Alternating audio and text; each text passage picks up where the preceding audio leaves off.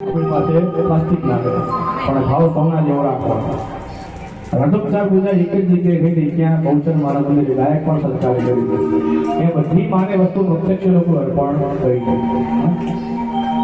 આ પૂજાનું મહત્વ એટલું છે કે જે રાજા માને પ્રસન્ન કરતો હતો પોતાની પ્રજાના કલ્યાણ માટે એમ અહીંયા જગદંબાને પ્રસન્ન કરવાના પોતાના પરિવારના કલ્યાણ માટે. એમાં સૌથી પહેલા માના ચરણ ધોવાની ક્રિયા બતાવેલી છે.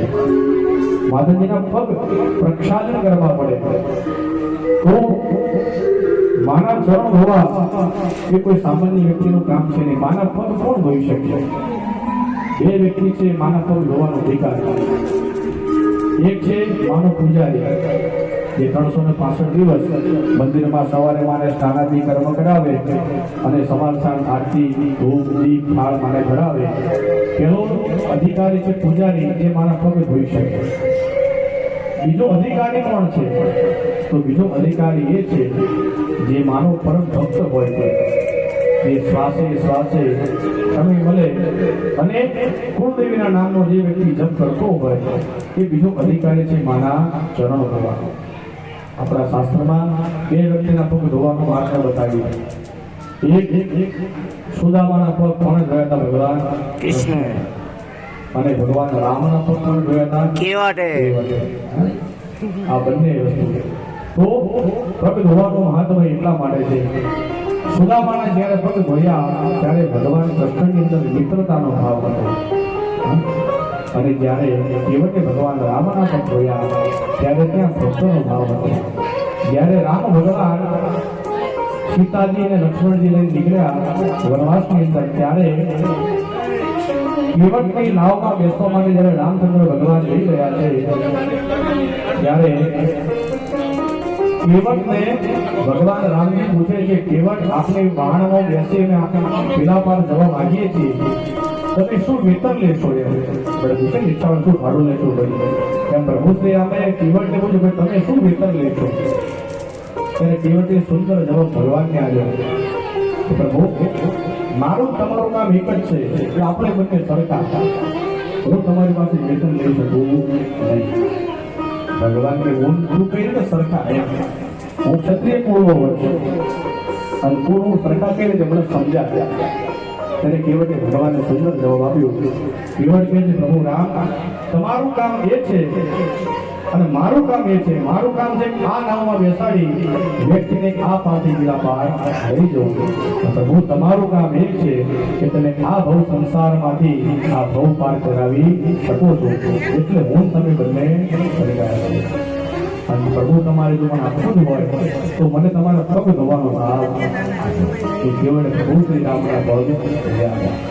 તો આપણે માના ચરણ ધોઈએ છીએ. આ પગ ધોવાનો અધિકાર રોજ તમે મૂર્તિ સ્નાન કરી શકો પણ આવા માહોલમાં બીજી વાર ક્યારે મારા પગ ધોઈશું આપણને ખબર છે નહીં. અને માના ચરણ ધોવાથી શું થાય? તો જન્મ જન્મના કરેલા પાપો માતાજી નાશ કરી નાખે છે. તો માના ચરણ પર તમારે ધીમી ધીમી ધારા કરવાની, તમારે બેન માના પગ ધોવાના, માના પગ સાફ કરવાના, હાથથી બરાબર ધીમે ધીમે ધારા માતાજી પર કરો.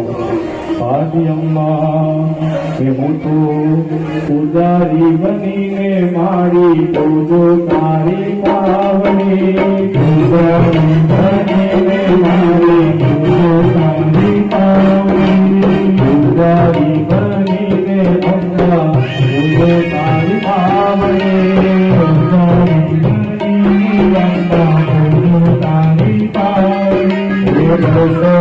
દેવાને આવો મોરી માવને, આવો મોરી માવની. સમરોહર રૂપવેલા છે શીતલ ધનના કોપ મહેસરા જય સોમય બટે